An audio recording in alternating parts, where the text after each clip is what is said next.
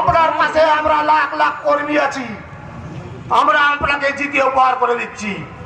নেতা দরকার নাই, ওইভাবে গদ্দার নেতা দরকার নাই আমাদের দলে।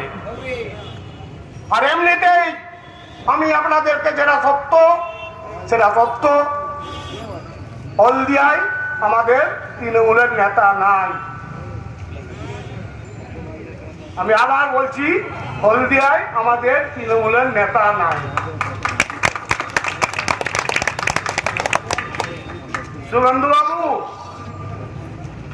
তুমি নেতা কিনতে পারো, কিন্তু তোমার অকার নেই আমাদের একটা কর্মী কিনে নিবে।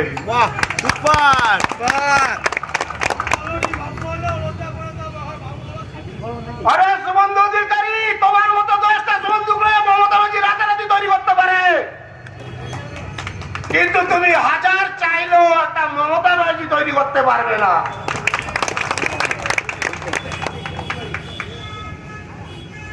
আজকে নিজের বাপটার নামও পুরো মাটিতে মিলিয়ে দিয়েছে। অধিকারী কার বাবা?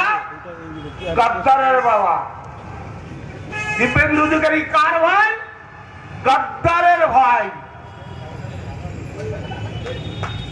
কাউকে ছাড়নি তুমি, তুমি নিজের বাপের নামটাও মাটিতে মিলিয়ে দিয়েছো। পুরো বাংলার মানুষের ভরসা তো ভেঙেছো। তুমি কাউকে ছেড়ে যাওনি, তুমি সবাইকে শেষ করতে চলে গেছো।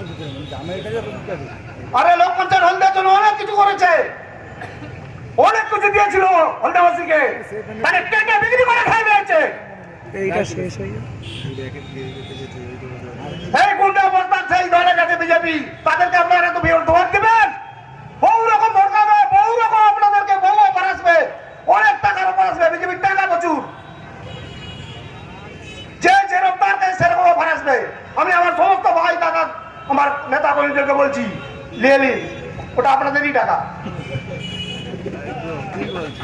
ওটা আপনাদেরই টাকা।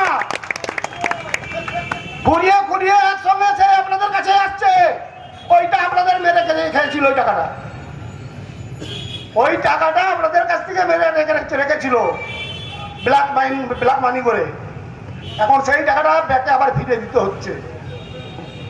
আপনার টাকা আপনিই পেয়ে যাচ্ছেন, কোনো অসুবিধা নাই, নিয়ে নিন, যে যা ফাঁদা নিয়ে নিন, এমন জায়গায় মেরে দেখিয়ে নিন যে টাকায় ভোট কিনা যায় না। মমতা ব্যানার্জি